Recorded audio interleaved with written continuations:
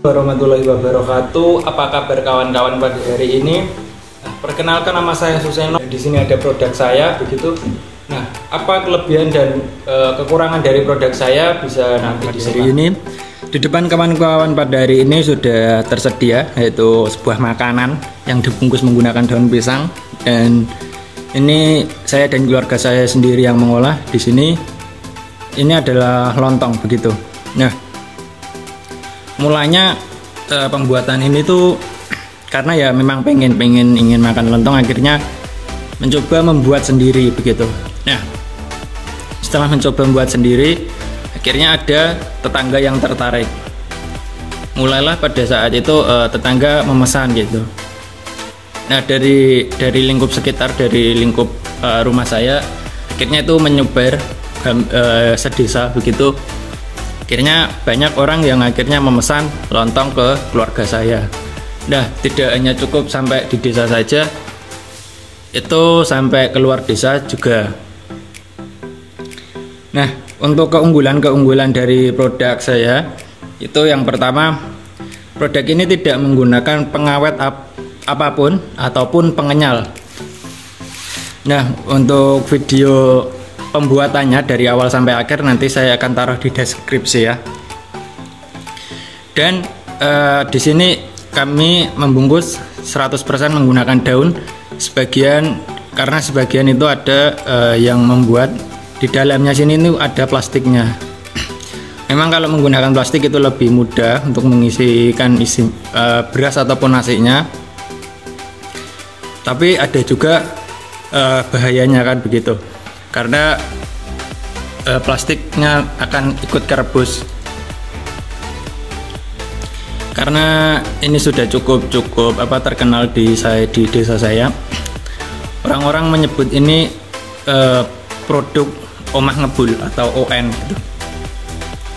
Kenapa omah ngebul? Karena pembuatannya yang memang cukup masih tradisional, menggunakan kayu bakar dan menghasilkan asap. Itulah yang menjadikan latar belakang merek ataupun nama dari lontong ini, yaitu omah ngebul, begitu. Dan ini untuk mencapai pelanggan itu saya sama sekali tidak ada brosur, pamflet atau yang lainnya. Jadi bisa dibilang ini dari mulut ke mulut lah, kan kayak gitu. Dari omongan ke omongan, akhirnya ya bisa sampai seperti ini. Dan untuk bisnis ini sendiri, ini masih lingkup daerah, gitu. Ada tetangga atau orang lain yang pesan, ataupun juga mereka ada yang memang meminta dibuatkan untuk dijual kembali, ataupun ketika ada acara hajatan atau ya ada acara yang lain, begitu. Nah, tata cara untuk membuat lontong yang pertama yaitu berasnya itu kita cuci sampai bersih, atau juga dikenal dengan peristiwa mususi, begitu kalau dalam bahasa Jawanya. Kita cuci sampai bersih kurang lebih 3 kali. Setelah itu kita tiriskan.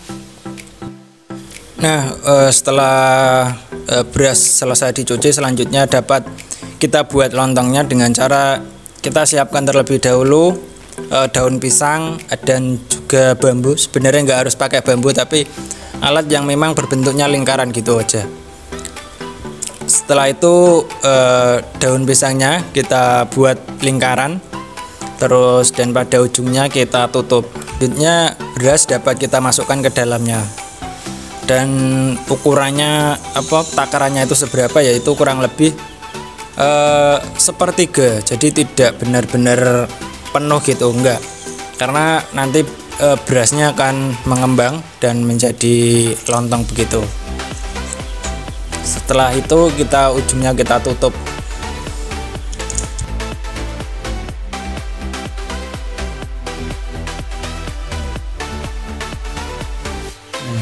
Sambil menunggu lontongnya semua selesai, kita masak air terlebih dahulu, biar nanti ketika airnya hangat, lontongnya udah selesai, jadi semuanya siap. Untuk pembakarannya ini masih menggunakan kayu, masih pakai tradisional banget. Dan ini filosofinya apa, omah ngebul nih. Kita tunggu sampai mendidih kurang lebih. Nah, setelah selesai membungkus lontong, selanjutnya lontongnya kita tata dalam panci dengan rapi agar semuanya nanti itu terkena air gitu. Jadi matangnya bisa merata.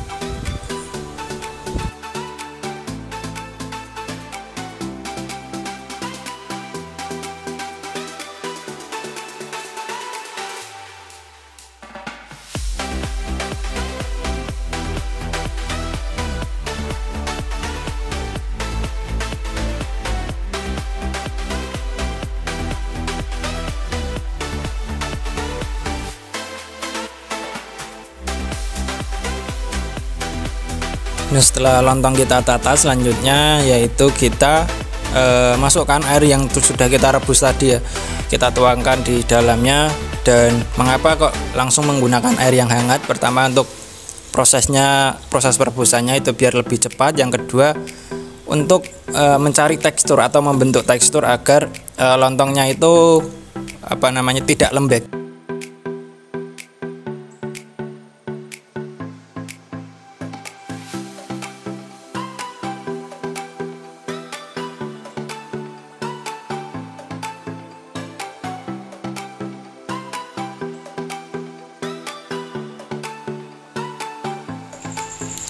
Oke, jadi di sini kita masih merebus lontongnya.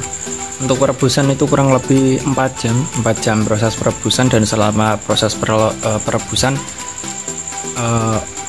lontong tidak boleh kekurangan air.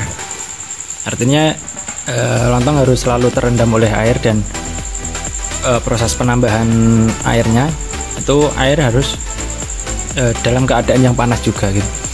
Karena ketika ditambahkan air yang dingin, maka tekstur lontongnya itu akan lembek. Jadi untuk merebus lontong kita siapkan 2 panci. Panci yang pertama itu digunakan untuk merebus lontong, dan panci yang satunya itu digunakan untuk merebus air. Panci yang di belakang.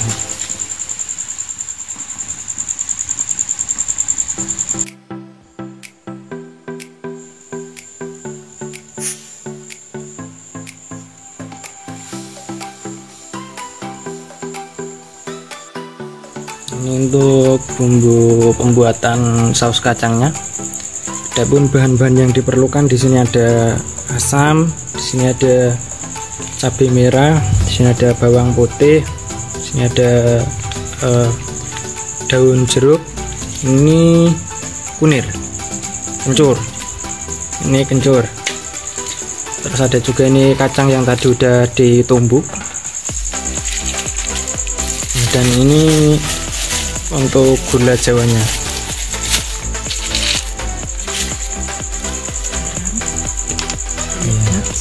Ini ada garam juga. Ini penyedap. Ini berhubung saya nggak terlalu suka penyedap. Itu untuk bahan-bahan untuk membuat saus kacangnya.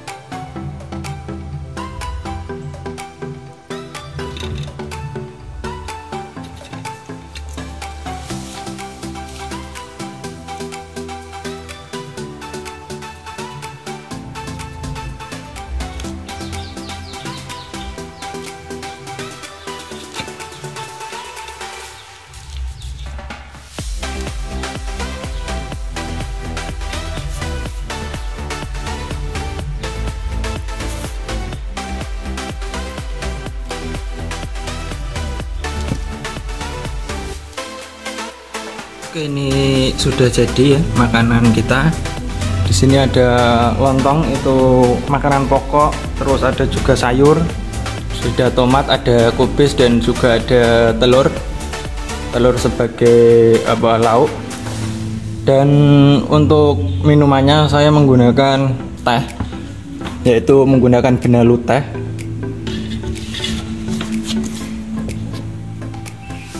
Secara sekilas mungkin sama ya warnanya, tapi saya menggunakan benalu teh yang mana banyak banget manfaatnya.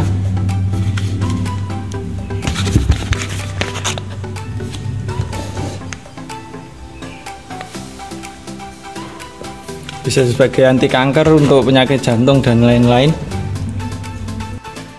Nah, sekedar informasi ya buat teman-teman, apabila teman-teman menjumpai lontong tapi warnanya itu tidak hijau seperti ini, itu lebih berwarna putih seperti putihnya nasi, itu dapat dicurigai bahwasanya lontong tersebut waktu direbus itu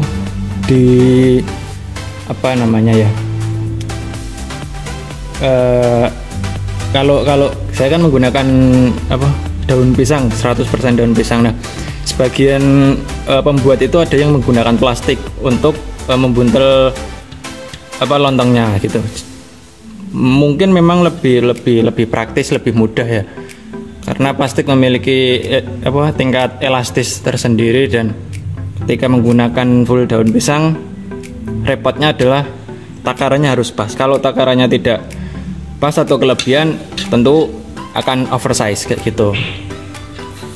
Nah, itu sekedar informasi ya buat teman-teman apabila menjumpai lontong yang warnanya itu putih nasi, bukan hijau seperti ini. Oke, terima kasih.